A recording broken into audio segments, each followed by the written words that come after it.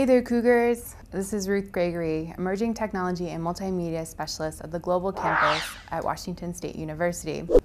So let's get back to our discussion about those pesky little devices, cell phones, that students seemed unable to put down in class, and how we can use them to actually do productive things.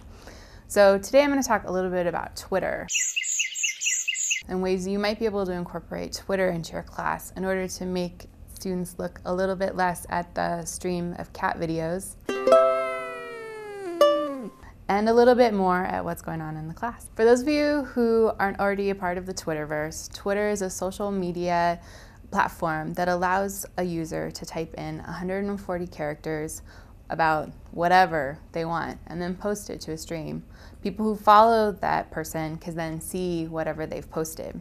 So I'm sure you're asking yourself right now, what's the point? How can we use this in education? Well, there are some applicable ways you can use Twitter in your classes. So the first off is that consider making a profile for yourself on Twitter, and consider posting or linking to articles or reposting things from other experts in your field that are related to your class topic. Remember that, as one of my former professors used to say, when we're experts in a field, we're essentially inviting students into a conversation that's been going on long before they got into our classroom and will continue long after they leave. And so basically, using Twitter is a way to take that conversation to a platform that students are already using in their everyday lives and showing them maybe a little bit more of an interesting way to use it instead of just finding out the latest celebrity gossip. For instance, I've created a Twitter account for my work here at WSU. You can follow me at WSU Teach W Tech. The second way is to create a class hashtag. So hashtag is essentially a really fancy word for the pound sign.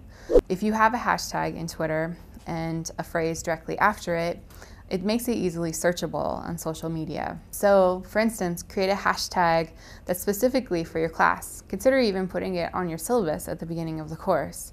If you're in a large lecture class, using a hashtag for your class might actually make it easier for those students who are quieter and find it a little intimidating to raise their hand in front of 300 of their peers to ask questions. You can have Twitter up on your podium or on your phone as you're lecturing or discussing a topic, and then occasionally check in with it to see if someone's asked a question.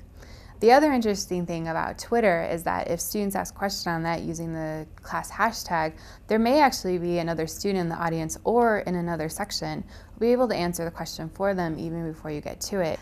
It's a way to engage students on a different level even after they leave the class.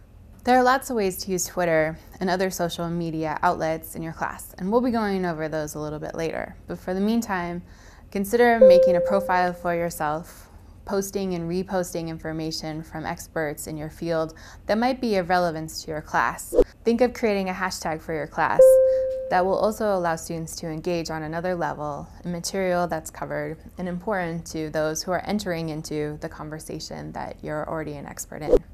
This is Ruth Gregory, Emerging Technology and Multimedia Specialist, reporting from the beautiful Palouse. Again, you can contact me if you have any questions or actually even suggestions for future vlogs. My email here on campus is ruth.gregory@wsu.edu. Till the next time, stay tech savvy.